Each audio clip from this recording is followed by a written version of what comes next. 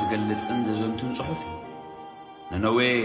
እስኸተማ ናይታን እስራኤል ጸላእትን ጨቋኒትን ዝነበረት መንግስቲ አሶር አመወዳታ ሻውዓይ ዘመን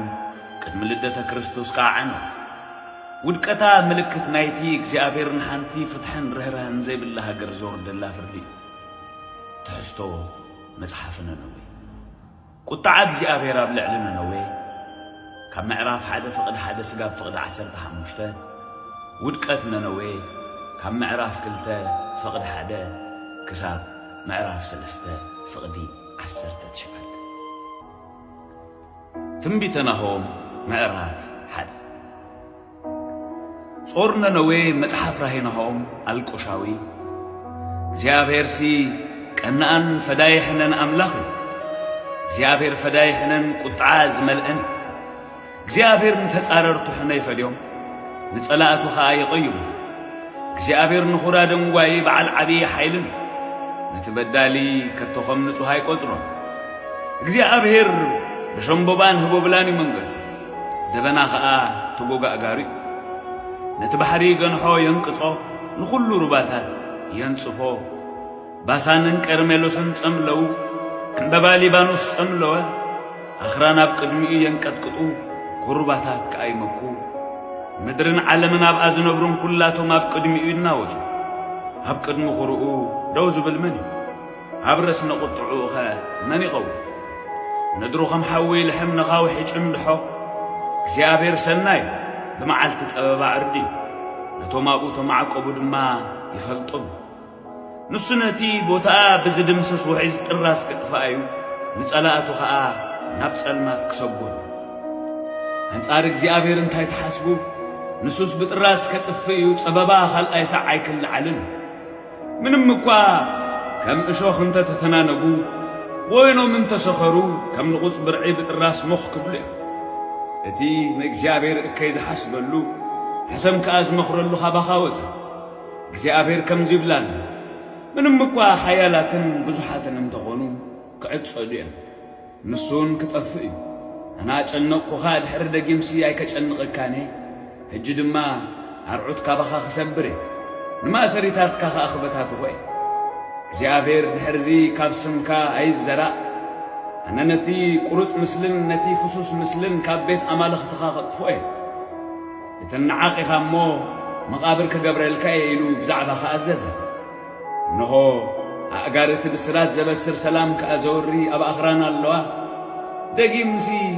እቲ ሕሱም ኣብ ማእከልካ ኣይክሕልፍን ብጥራስ ከኣ ጸኒቲ እሞ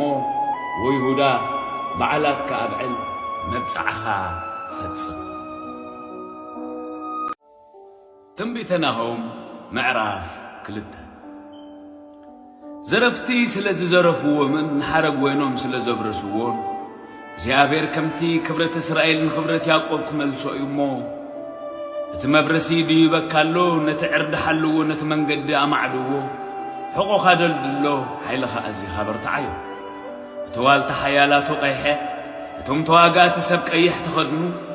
በታ መዓልቲ ምድላው ሰረገላታቱ ከም ሃልሃል ተሓዊ እየ እቲ ዛብያታት የንጠብጥብ እተን ሰረገላታት ኣብ መንገዲ ብናህሪ ይኸዳ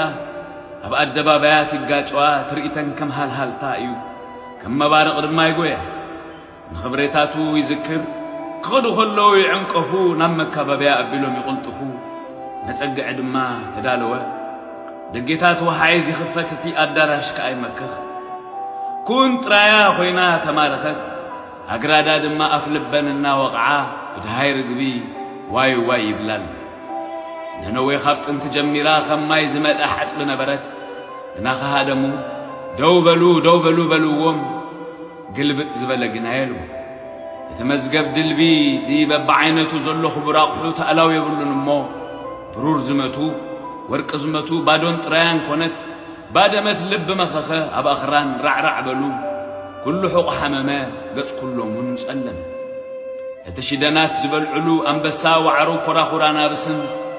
ድማ መፍርህ ዘይብሎም ኮይኖም ዝዛወኑሉ ቦታ ኣናብስ ሃበያሉ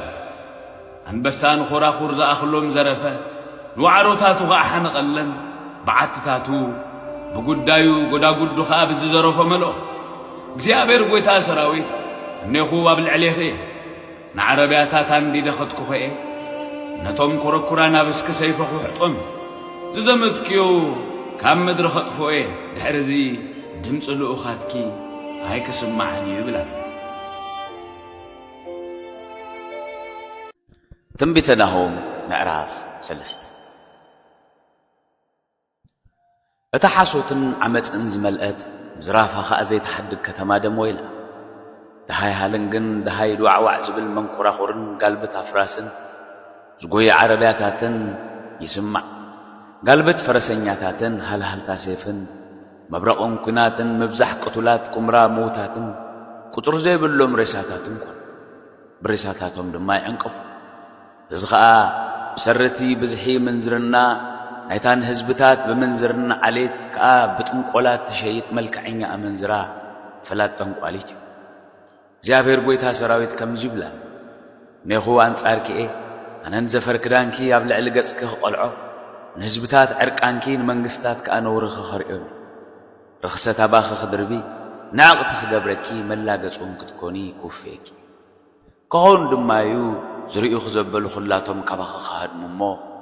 ننوي بادمت من كي بخلا زصنانعو خبيك دليلتي كبلو يو مسخدو ابتاب منغورو باتات تقمطت ماي زخببا قصرا بحري مكاببيا خاب حرز خونامو تبلصيخي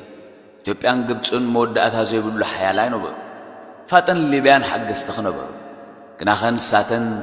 ተሰደትን ተማረኸትን ህፃናታ ድማ ኣብ ርእሲ ኩሎም መንገድታት ተጨፍለቁ ኣብቶም ክቡራታ ሰባት ከዓ ዕጫውሉ ኩላቶም ዓበይቲ ሰባውን ብመቑሕ ተኣስሩ ንስኺ ድማ ክትሰኽርን ክትሕብእን ኢኺ ንስኹ ናብ ቅድሚ ጸላእቲ ክዕሩድ ቦታ ክደሊ ኢኺ ኩሉ ዕርድታትኪ ከም በኽሪ ፍረ ዘለዎ እዋን በለስዩ سسون تبل كاياب أف تبلع يرقف نهو هزبخ أما أكل أنس تخون تندقيتات هاقركي تسألات خفتاتي نتمهار هاريتاتكي حاو بلعو كتكبابي غمو ما يكدحي عرد خصنعي أبشك أتوي مريت رقص مسرح تبكا أتاتي أبو حاوخ بلعكي سيفي خطفاكي كم كبتا كبلعكي كم كبتا بزحي أنبتا بزحنا قادوخي كاب كواخب تسمايا بزحكيو كبتا فاحبل نفيروني خيد توم زود زدفو أباخزلو كمان بتا توم حلاقو خدما كم بمعالت قطري أبحث أرز سفر جفراخو كبتايو صحاي مسبرقتي هادمو أبي كم زنبرون بوتو ما يفلتني ونقص أسور واسد كادك أسو توم كبرتتات كعرفو هزبخا أبا أخرام فحبلو زئكبهم دمين كيكا خل جزيب العليو زي حالفو من سلازي نقص لخا فوسيا بلون موقعتخا برتعي وتوم وريخا زسمعو خلاتهم أداوم هاد أخويلك